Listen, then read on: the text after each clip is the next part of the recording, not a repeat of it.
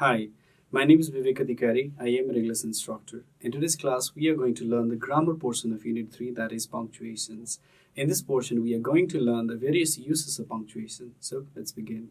So in this lesson, we will find out what punctuation is. We will then learn some of the rules for using the most common punctuation marks, as well as review sample sentences utilizing the punctuation rules.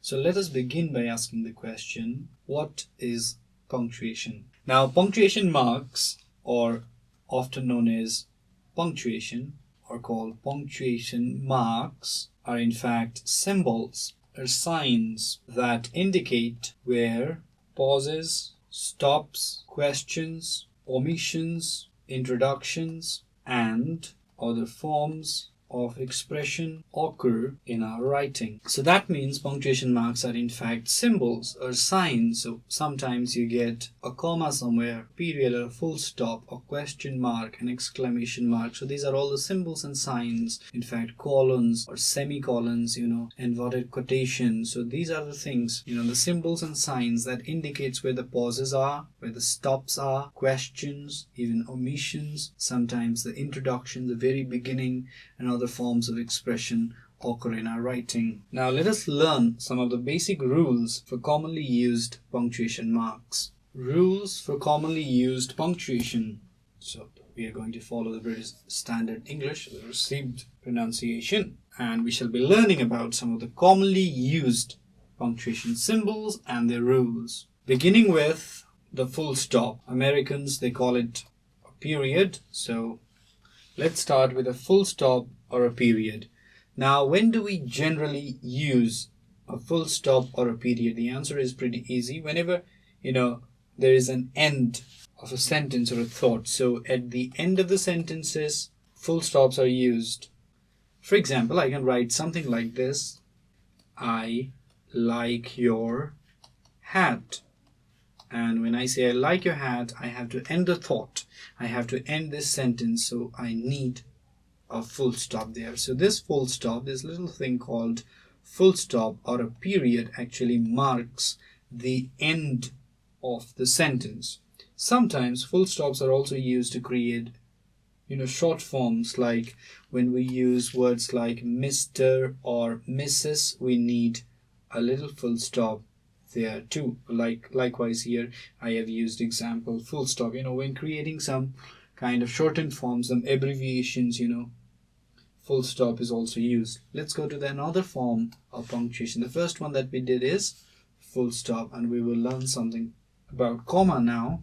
Second kind of punctuation marks that mark that we should be dealing with is comma. And comma are used after introductory phrases, and they are used in list to separate three or more items in a series. Another use of comma is as an indicator marking independent and dependent clauses. So if these things, look a bit confusing right now, don't get frightened. I'm here to help you. So first use, whenever there's an introductory phrase, we are going to use a comma. And whenever there are a list of items, we are also going to use a comma. And sometimes the commas are used as an indicator marking independent and dependent clauses. I'm going to write some examples and demonstrate these three different uses. Some examples are here. Washing a car is hard work, comma, but the reward is well worth it. The comma is separating clauses. For example, in the sentence, I can write something like, another example, to do a good job, you will need soap, water, washcloths, and window cleaner.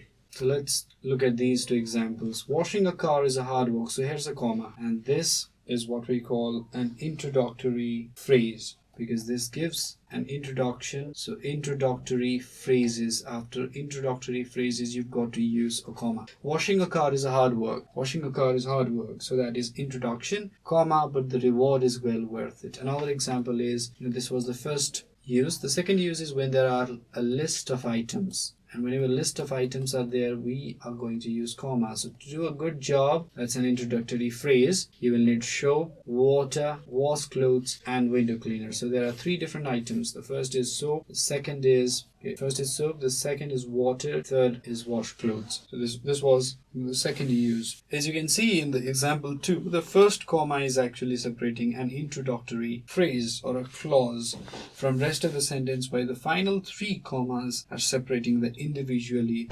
listed items. A comma is also used to separate the names of cities and states and between date and a year. For example, I can write something like this. I can write Butwal, comma, Nepal, or I can write New Road, comma, Kathmandu. Another example can be April 3, 2018.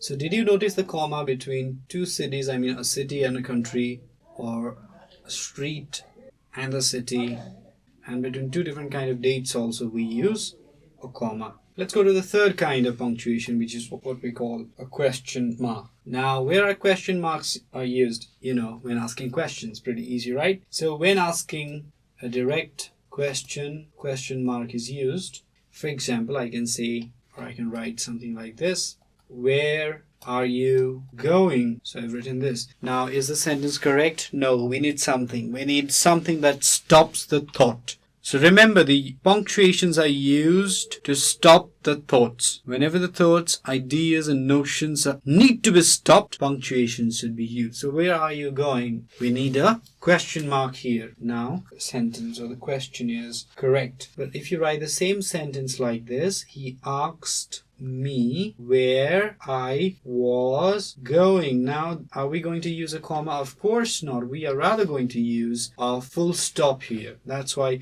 the first question is what we call a direct question, and the second question is an indirect question, and it is often called reported speech. And there's a whole different lesson on reported speech. You can have a look at that one, but right now I'm not going to deal about reported speech. Just know that there's something called reported speech, in which the same thing that a person has said is restated with someone, with somebody else saying the same thing. Moving on, let's learn about more punctuation rules. The first, under this more punctuation rules rubrics, the first one that we're going to learn is called semi. Americans call it semi. Okay, semicolon or a semicolon. Where is a semicolon used? And this one is pretty tough because it is used to separate independent clauses. Now, what are clauses? Clauses are a combination of a subject and verb that may or may not have its own meaning or complete meaning. And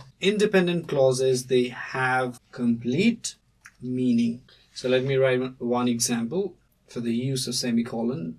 Write something like this: more people are adopting dogs, semicolon. In fact, comma, local shelter is empty. Now, if we look at this sentence, there are 3 different kinds of punctuation. The first one we see is a semicolon followed by a comma and finally a period or a full stop. Why use these punctuation marks? The semicolons are in fact separating a series of items that have additional punctuation. So more people are adopting dogs. We have a subject followed by a verb, and it gives the complete meaning. And whenever subject and a verb, the combination gives a complete meaning, this is what we call an independent clause. So many people are adopting dogs. This sentence, many people are adopting dogs, is a combination of subject and verb that gives complete meaning. That is why it is an independent clause. And after independent clause, we are going to use a comma. In fact, now this is another phrase. So a comma is used. Local shelter is empty. Full stop here because it is the end of the sentence. This is another transition. See, this is how punctuations are used. So let's talk about another punctuation, which is exclamation point. Exclamation point. Where are exclamation points used?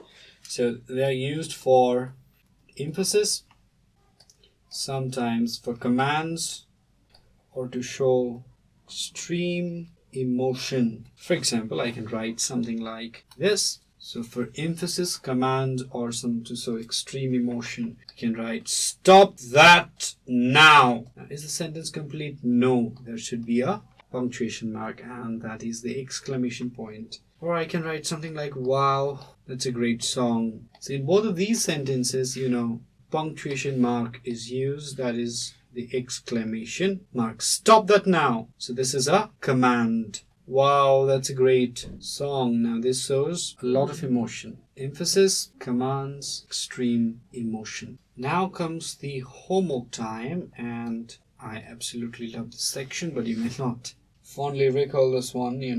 Your homework would be find out the uses of colons, comma, dashes, and apostrophes from the grammar book. So this is going to be a homework. All you have to do is find out the uses of 3 different kind of punctuations: colon, dashes, and apostrophes. Well, that's your homework, right?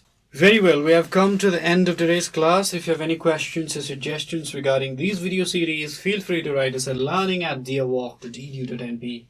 Thank you so much.